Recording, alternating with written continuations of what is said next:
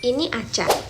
Aca dulunya adalah seorang pelajar yang rajin dan sangat passionate dengan apa yang ia tekuni. Namun, beberapa minggu ini...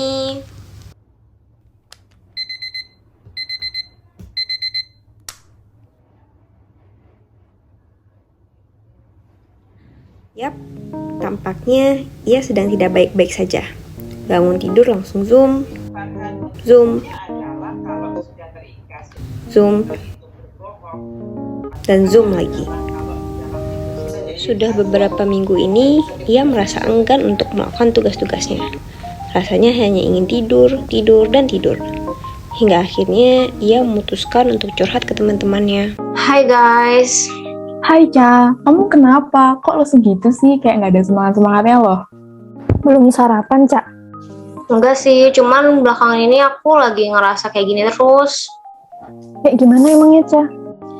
Gimana ya, aku tuh ngerasa kayak aku tuh selalu males buat ngerjain tugas-tugasku. Terus aku juga jadi jarang partisipasi di kelas. Terus juga aku jadi kayak numpuk tugas-tugasku gitu. Dan aku tuh ngerasa ini tuh ganggu produktivitasku banget gitu. Itu kayaknya kamu lagi demotivasi deh, Ca. Demotivasi? Apaan tuh? Jadi demotivasi itu kebalikan dari motivasi. Kalau motivasi itu artinya sebuah proses yang memperhitungkan intensitas arah dan ketekunan seseorang untuk mencapai tujuannya. Dia intinya sebagai dorongan untuk seseorang dalam melakukan sesuatu. Nah, kalau demotivasi itu artinya suatu kondisi seseorang ketika seseorang tersebut tidak memiliki dorongan untuk melakukan sesuatu. Gitu aja. Nah, iya benar tuh yang diomongin sama. Nah, demotivasi itu bisa disebabkan oleh beberapa hal. Yang pertama itu, kita membandingkan diri kita dengan orang lain. Jadi, kita tuh fokusnya dengan kelebihan orang lain dan kekurangan kita. Jadi tuh kayak kita ujung-ujungnya nanti ngerasa minder. Jadi kayak, apa ya, kita tuh bakal stuck di pemikiran yang overthinking, yang negatif terus. Jadi kita nggak mau kerja terus, karena ya udah kita stuck di pemikiran doang. Kayak, duh kok dia bagus ya, kok aku nggak bisa cepat mereka ya, kayak gitu. Dan itu ujung-ujungnya bikin kita nggak mau ngapa-ngapain, cuma tidur-tiduran doang, malas-malasan doang, overthinking doang. Terus yang kedua, itu tuh bisa disebabkan dari zona nyaman. Jadi kita ngerasa udah nyaman sama zona nyaman kita, dan kita kayak ya udah nggak perlu ngapa-ngapain lagi gitu loh, nggak punya motivasi buat meningkatkan hidup karena udah stuck di zona nyaman itu. Terus yang ketiga itu, kita terlalu perasa ke hal-hal yang negatif. Jadi misalnya kita belum melakukan sesuatu, tapi kita udah ngerasa kayak, duh, aku nggak bakal bisa nih ngerjain ini gitu. Nah, itu juga bikin kita jadi demotivasi. Terus yang keempat itu ada unrealistic goals. Jadi tujuan kita tuh terlalu tinggi.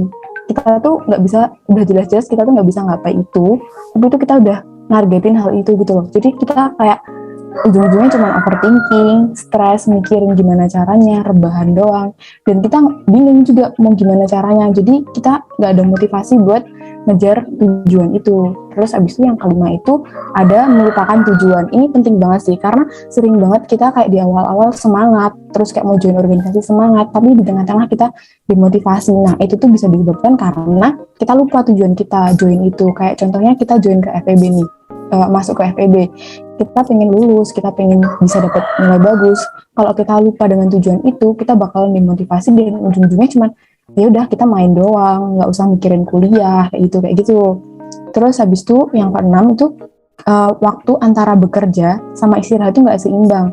Jadi tuh kita terlalu banyak bekerja tapi istirahatnya dikit, dan itu tuh bikin kita demotivasi karena kita ngerasa udah, oh aku udah kerja banyak banget sekarang, besok nggak usah kerja lah, udah males banget kayak gitu, udah capek kayak gitu. Karena kan badan kita juga punya kapasitasnya masing-masing kan. Terus yang terakhir itu, kita tuh fokus ke kesalahan dan takut gagal. Ini paling penting juga sih, karena kalau kita udah ngelakuin kesalahan, pasti kita fokus ke kesalahan itu terus, bukan fokus gimana kedepannya buat memperbaiki. Nah, hal itu tuh bikin kayak jadi makin kita demotivasi itu, karena yaudah fokusnya cuma ke kesalahannya doang. Terus abis itu takut gagal. Kita belum coba tapi kita udah mikir, duh aku nggak bisa, duh besok bakalan gagal. Itu bikin demotivasi yang kita ujung-ujungnya nggak melakukan hal itu. Kayak kita yaudah kita mau jadi moderator nih, tapi kita takut gagal, takut salah omong. Terus habis itu kita ujung-ujungnya nggak jadi moderator, nggak punya motivasi buat jadi moderator, dan ujung-ujungnya yaudah hidup kita stuck di situ aja. Nah terus habis itu dengan demotivasi ini tuh bakal berdampak ke kehidupan kita dong, bakal berdampak ke kehidupan kita tentunya. Nah yang pertama itu dari kita demot ini tuh kita jadi nggak fokus ke pekerjaan kita. Jadi kita kayak fokusnya ke hal lain. Ya lebih utamanya fokus ke malas-malasan yang itu. Jadi pekerjaannya itu nggak terselesaikan gitu. Terus habis itu kita jadi nggak berinisiatif. Kita nggak punya apa tuh kemampuan buat ngeluarin ide-ide kita gitu. Karena ya itu kita nggak punya motivasi dan kita kalau nggak disuruh nggak bakal ngerjain hal itu karena kita udah nggak punya motivasi, kita pengennya cuma tiduran, rebahan gitu aja sih. Terus habis itu kita bakalan ngelewatin banyak kesempatan, contohnya di kelas kita harusnya bisa berpartisipasi atau kita bisa presentasi dengan maksimal, tapi karena kita demotivasi jadi kita presentasi seadanya, mukanya nggak senyum, mukanya nggak bahagia, terus habis itu kita nggak bisa ikut partisipasi dan itu bisa ngurangin nilai kita, jadi nilai kita bisa turun.